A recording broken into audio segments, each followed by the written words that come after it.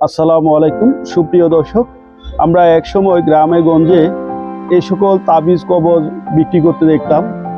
এখনও সেই আগের যে যুগ রয়েছে, সেই যুগে যে তাবিজ কবজ যেগুলো বিক্রি হতো, এখন ডিজিটাল যুগে এসেও সেই একজন তাবিজ বিক্রেতার সঙ্গে দেখা হলো। তার তাবিজ কবজগুলো দেখে আমি অনেক বিস্মিত হলাম।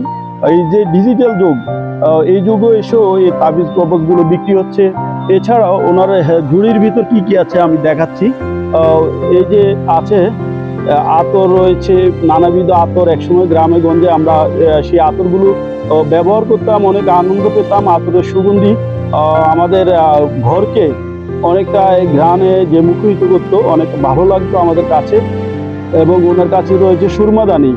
আমরা চোখের নিচে আমরা যে সুরমা ব্যবহার করতাম চোখের মধ্যে, সুরমা আসলে অনেক উপকার, চোখের নানাবিধ রোগ ব্যাধির জন্য অনেক কার্যকর।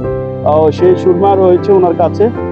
এছাড়া রয়েছে হরেক রকম আতর, সুগন্ধি। যে সুগন্ধিগুলো আমাদের ঘরের যে মুগ্ধ হতাম আমরা একসময় ব্যবহার করে। ওনার যে তাবিজ কবজ আমি দেখাচ্ছি আপনাদের, অনেক ধরনের তাবিজ রয়েছে উনি বিক্রি করে গ্রামে গঞ্জে। এই সে যে আদি পেশা এখনো রয়েছে। ওনার ঝুড়িটির বয়স প্রায় 50 বছর। উনি প্রায় 50-60 বছর থেকে উনি এইসব তাবিজ কবজ বিক্রি করে আসছেন। আমি আপনাদের দেখাচ্ছি সেই তাবিজ কবজগুলো। আপনারা দেখে অনেকটা বিস্মিত হবেন। প্রায় 50 বছরের উপরে ওনার ঝুড়িটির বয়স।